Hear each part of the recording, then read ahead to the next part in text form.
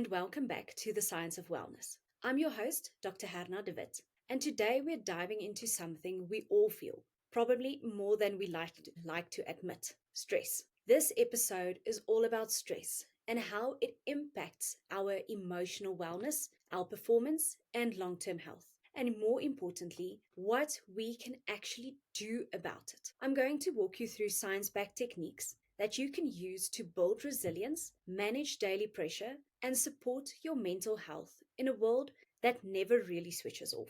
So let's get straight into it. Mental wellness isn't just about feeling good, it's a key part of how we function, how we perform, and even how long we live. When we're emotionally healthy, our bodies work better. We think more clearly, we make better decisions, we sleep more deeply, we age more slowly. Chronic stress, on the other hand, shrinks the prefrontal cortex. That's the part of the brain that we use for planning, decision making, and managing emotions. So when stress is unrelenting, we're not just overwhelmed, we're also less capable of navigating challenges clearly. High cortisol levels from stress also weaken our immune system. It messes with our sleep and it increases inflammation in the body. That inflammation over time affects our heart, our gut, our hormones, absolutely everything in our body. I often describe it like this: chronic inflammation is like being slowly roasted from the inside, like you can imagine a rotisserie chicken. And this is not great for performance. And it's definitely not great for your longevity either. So, stress isn't just something to push through, it is something to work with, and we can. So, during this podcast, I'm going to share a few of my favorite tools with you and also tell you how to do it and what the effect of it is on your biology when you do this consistently. So, the first tool I want to share with you is the physiological sigh. Now, this is one of my favorite tools because it works almost instantly. The physiological sigh is a natural breathing reflex. You've probably done it without even realizing. You can think about after crying or during that deep exhale when you're feeling finally calming down. It looks like this. You take 2 quick inhales through your nose and then 1 long, slow exhale through your mouth. You repeat that for 3 to 5 rounds. So it's very easy. So how does this actually work? And I'm going to break it down in simple science. When you're stressed, your breathing becomes shallow. You take in less oxygen and trap more carbon dioxide in your bloodstream. That makes your body feel like it's suffocating a little, and your brain reads that as danger. The first inhale that you take, it fills up your lungs. The second, shorter inhale helps fully inflate the small air sacs in your lungs, called the alveoli, which often collapse slightly when you're anxious or under breathing. And then the long exhale clears out excess carbon dioxide and slows your heart rate. This sends a powerful signal to your brain that we're safe now, you can shift out of fight or flight. What's happening under the hood is that this breathing pattern activates your parasympathetic nervous system. And that is the part that is responsible for rest and digest activities like digestion, immune function, and hormone balance. So there's something that you'll feel immediately when you do this. Right after you do 3 to 5 physiological sighs, you'll likely notice a drop in your heart rate, less tension in your chest and your shoulders. Your thoughts will start slowing down and a feeling of grounding or calm returning. This is your nervous system recalibrating in real time. You are literally switching off the stress response. The more often you practice this technique, especially in high stress moments, the more you're training your body to respond differently to stress. So you'll begin to recover from stress a lot faster. You will sleep more deeply, also improve your focus and emotional regulation. And the best is you'll reduce your cortisol spikes during the day. Over time, this adds up to lower baseline anxiety, better heart rate variability, HRV, which is the key marker for resilience, and a stronger vagal tone. That is your body's ability to return to calm after stress. And I personally use this before high stakes presentations or proposal meetings, during emotionally charged conversations, when I feel my thoughts are spiraling before bed, even when standing in a queue or waiting in traffic. It is quiet, it is effective, and it is completely free, and no one even knows you're doing it. You can think of the physiological sigh as your biological reset button. It's one of the simplest, fastest ways to regulate your nervous system, and it takes less than 60 seconds. Then, the second tool I want to talk to you about is entering flow state. So, this is probably one of the most underrated stress reducing states of mind, and that is flow. Now, you've probably experienced this before, maybe while writing, running, painting, solving a tough problem, or even gaming. Time just disappears because you are fully immersed in what you are doing. You feel switched on, but also relaxed, and that is flow. In scientific terms, flow is a neurobiological state of optimal focus. Your brain quiets the internal chatter and locks in on one meaningful task. When you enter flow, several key things shift in your body. Firstly, your prefrontal cortex activity decreases. This is called transient hypofrontality. It quiets self-criticism and overthinking, which I think is great. Secondly, dopamine and norepinephrine spike. This boosts your motivation, your focus, and your mood. Then thirdly, serotonin and endorphins are released. It reduces pain and increases feelings of joy and satisfaction. And then the fourth thing that happens is your cortisol drops because your body no longer interprets your environment as threatening. Like your brain is saying, I'm doing something meaningful and challenging. Let me give you all the resources to keep going. When you're in flow state, you might feel effortless focus, heightened creativity, time distortion. It feels fast or slow, but really normal. A sense of control and clarity, and less self-doubt and distraction. You're not overthinking, you're just doing. This can be deeply rewarding and calming. The more frequently you enter flow, the more your brain starts rewiring for performance under pressure. Over time, this can lead to improved stress resilience because your brain practices staying calm under stimulation, better emotional regulation. It increases motivation and engagement. It enhances learning and memory retention, especially for students, and then also a greater life satisfaction and reduced symptoms of depression or burnout. You can think of flow as mental strength training. It's sharpening your brain while also soothing your nervous system. Now, there's a 4-step recipe to help you get into flow. Here's how I get into flow. I firstly pick a task that's challenging but doable. So flow happens in the sweet spot. It's not too easy or you'll start to get bored, and it's not too hard because then you'll start to feel anxious. I aim for something that is just outside of my comfort zone. Then, very importantly, eliminate distractions. You need to close your tabs or just minimize it at least. Silence notifications, put your phone on do not disturb, and let people know you're unavailable. Block out your calendar. Your brain can't enter flow if it's constantly being pulled in 5 different directions. Then set a clear, specific goal. Say that I'm writing 500 words or I'm solving this one case study. A clear goal keeps your attention anchored and it gives your brain something to work towards. So really focus on one single thing. And then only work in 60 to 90 minutes blocks. This is your flow window. After 90 minutes, your brain starts to tire, so it is important to take a short break, like 15 minutes to 30 minutes after your 90-minute block, just to reset your brain. And this tool is it is for everyone. It is not just for the elites. So if you're a student, flow helps you retain what you're studying and also enjoy it more. If you are a professional, flow helps boost productivity and creativity without burnout. And just practically, if you are a human, flow gives your mind a break from the constant worry, distraction, and pressure. So just ask yourself, when was the last time you felt in flow?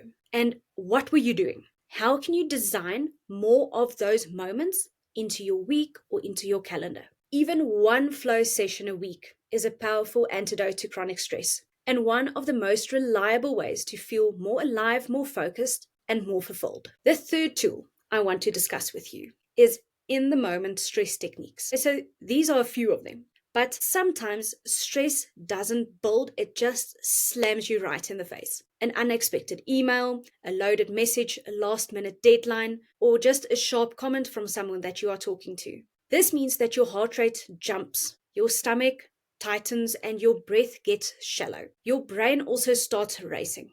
Now, that is your fight or flight response kicking in. It is ancient, it is automatic, and it is designed to help you survive real danger. But today's triggers, like Zoom meetings, inboxes, or someone cutting in line, it doesn't require a full body survival response. But still, your nervous system doesn't know the difference. There's a few things that you can do to interrupt that spike in nerves and stress and take back control. And this can be done in real time. So the first one, and you know about this, is count to 10. And yes, really, this does work. It sounds overly simple, but it works because of how your brain processes stress. When you're triggered, your amygdala, the part of your brain that handles emotional reaction, hijacks your thinking brain, which is the prefrontal cortex. This is called a amygdala hijack, and it makes you more reactive, impulsive, and emotionally flooded. But then, by slowly counting to 10, you are forcing a shift from reactive to reflective. You are buying yourself a 10-second window to breathe and to regulate. And then you start to engage your prefrontal cortex again, your reasoning center. What you'll feel is a moment of mental space, enough to pause and not just to pounce on someone. That pause lowers your physiological arousal. It gives your breath time to deepen again, and it lets your thoughts slow down. Then the second thing under in the moment stress release is the anchor phrase. And this is a verbal grounding tool. So an anchor phrase is a short personal mantra that you can say to yourself when emotions run high. For example, I've handled worse, one step at a time, this is hard, not impossible. And this works neurologically because when stress hits, your brain enters a high alert state, cortisol surges, your brain flow diverts away from the reasoning centers, and you become reactive. Repeating a phrase activates your left prefrontal cortex, a region that is tied to logic, language, and emotional regulation. That verbal repetition helps rearrange your rational brain, override the panic. Over time, anchor phrases become neurological cues for safety. You condition your body to associate them with a calmer state. So what you'll feel is a drop in panic, a slight regrounding, and a flicker of, I've got this, even if things still feel intense. And then the third one of in the moment stress release is to actually move your body, even if it is just for 30 seconds. Stress floods your body when adrenaline and cortisol, chemicals that are meant to prime you for physical action. So when you sit frozen at your desk, those chemicals have nowhere to go. This is where movement comes in, because movement can help how your body completes the stress cycle.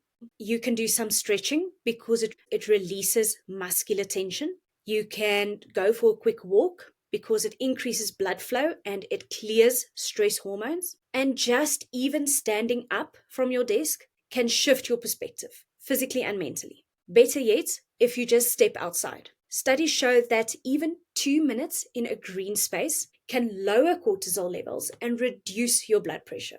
Nature is really, it's not just calming, it is also biologically restorative. What you'll feel is a reset, a physiological unwinding, a sense that the pressure has somewhere else to go. If you start practicing just these 3 quick in-the-moment tools to help retrain your nervous system, over time you will build what's known as stress adaptability. Your body learns to return to calm faster with fewer long-term spikes in cortisol and blood pressure. You will also develop more emotional agility, meaning you can move through difficult moments with more clarity and control instead of spiraling or shutting down. And these techniques aren't just about never getting stressed. They are about building the skill of recovery, and that's what supports mental wellness, cognitive resilience, and also your longevity. Tool number 4 is visualization for resilience. Visualization isn't just wishful thinking, it is mental rehearsal. And it's one of the most powerful and underused tools for building emotional resilience and peak performance. Elite athletes, surgeons, CEOs, and astronauts all use it. It's not to manifest success, but to prepare your brain for what you will encounter in the moment. And why? Because your brain doesn't fully distinguish between real experiences and vivid imagination. And that's a feature, and it is really not a flaw, because it means you can train your nervous system for calm, confidence, and control before you get into that high stress moment and before it even arrives. So, what happens in the brain during visualization? When you visualize a scenario in detail, the sights, the sounds, movements, emotions, your brain activates many of the neural circuits as if you were actually experiencing it. So motor pathways light up even if you're not moving. Emotional circuits are engaged, especially if you imagine fear or relief. And then memory centers are activated, helping encode the imagined success as a reference point. You're building neural blueprints for confidence, and you are rehearsing to stay calm in those situations. You're also priming your brain to recognize the situation as already familiar and not threatening. That familiarity reduces anxiety when the real thing happens because your brain has been there before. It takes literally 3 to 5 minutes, and you can do it anywhere. Firstly, close your eyes and take a few deep breaths, in through the nose and out through the mouth. This helps quiet the background noise and anchors your attention inward. Then you picture a situation that normally triggers stress. Maybe it's an upcoming meeting, a tough conversation, an exam, a presentation, something real but manageable. And then you visualize it with as much detail as possible. What are you wearing? Who's in the room with you? What does your voice sound like? How are you sitting or standing? And then see yourself handling it with confidence and calm. Imagine speaking clearly, breathing steadily, staying focused, and navigating the moment with grace. Then rehearse the moment after. Picture the relief, the pride, the sense of, I did it.